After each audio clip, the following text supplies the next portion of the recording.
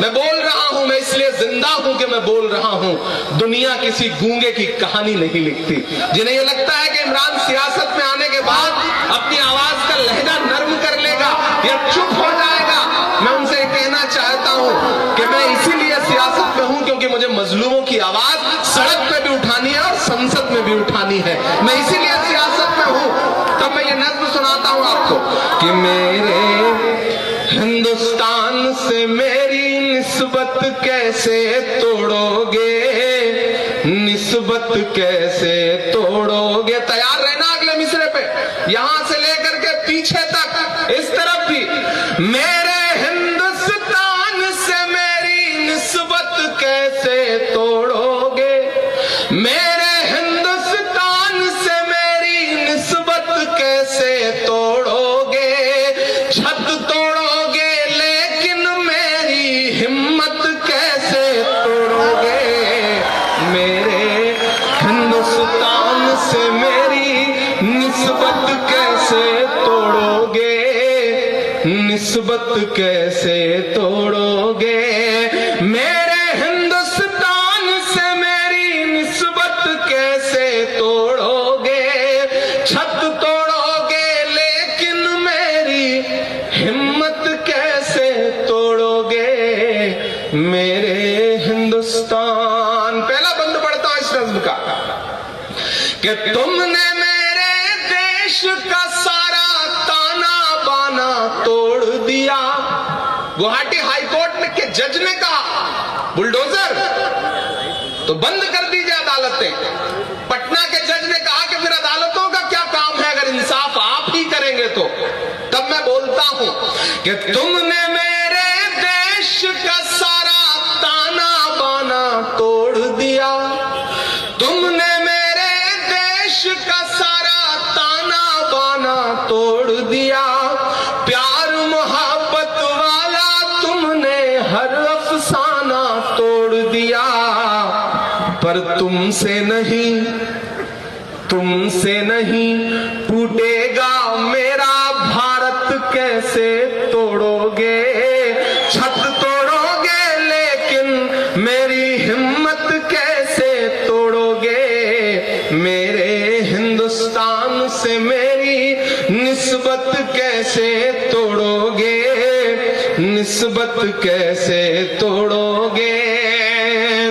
कि एक तरफ मगरूर हुकूमत के जालिम बुलडोजर है, मध्य प्रदेश वालों, भोपाल वालों, एक तरफ मगरूर हुकूमत के जालिम बुलडोजर है।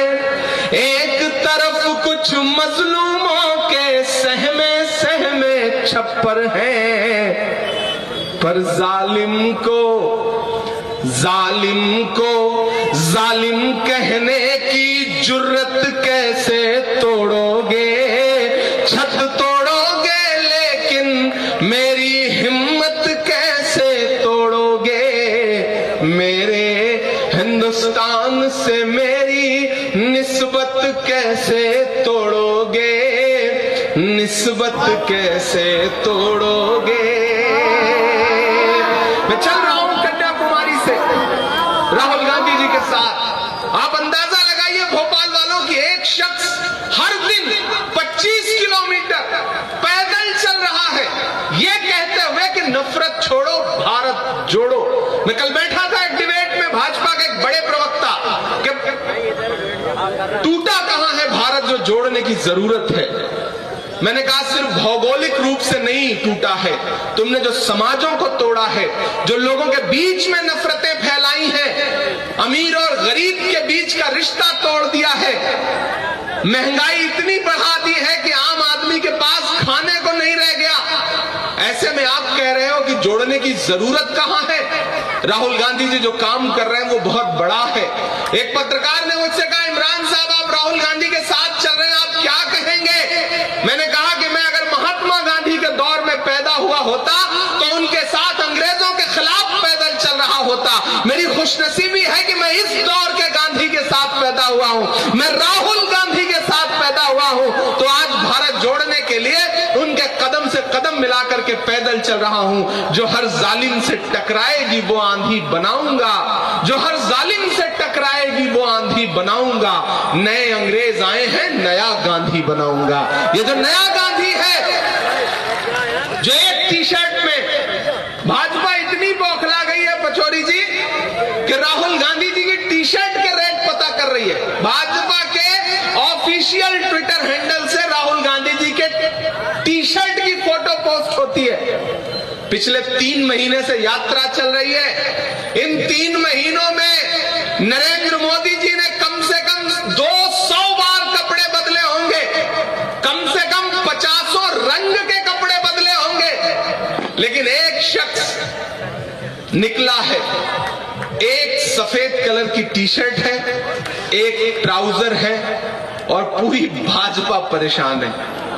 याद है नरेंद्र मोदी जी कहते थे वो तो राजकुमार है, शहजादा है, लेकिन आज उसी राजकुमार, उसी शहजादे ने तथाकथित जो इनके शब्दों में आज वो हिंदुस्तान की सड़कों की धूल फांकता हुआ, एक एक इंसान को गले लगाता हुआ पूरे भारत में आगे बढ़ता जा रहा है। अब तक 2500 किलोमीटर पैदल चल चुका है वो शख्स। 2500 किलोमीटर, सिर्फ एक नारा, नफरत छोड़ो, भारत जोड़ो। मैं गवा रहा हूं भोपाल वालों, मेरे रोंगटे खड़े हैं ये बात बताते हुए कि रायचूर के पास बेल्लारी में यात्रा गुजर रही थी। मैं राहुल जी के साथ चल रहा था पड़ोस में। मैंने देखा कि तकरीबन 70 साल की एक बुजुर्ग मां है, वो सड़क के किनारे खड़ी थी, भीड़ थी, धक्का लग रहा था। एकाएक राहुल जी की नजर पड़ी, राहुल जी ने उन्हें अपने करीब बुला लिया कि अम्मा आइए आप। तो वो अपने हाथ में उन्होंने कुछ ले रखा था। सिक्योरिटी वालों को लगा कि पता नहीं क्या है, तो वो चेक करने लगे। राहुल जी ने मना किया कि चेक मत करिए, उन्हें बुलाया। जब वो पास आई तो जानते हैं उनके हाथ में क्या था? 2 खीरा था उनके हाथ में। खीरा ककड़ी आप समझते होंगे, खाने वाला। तो राहुल जी के लिए भी, सबके लिए बहुत हैरत वाली बात थी कि एक 70 साल की बुजुर्ग मां अपने हाथ में खीरा लेकर के आई है। तो राहुल जी ने कहा कि अम्मा ये क्या है?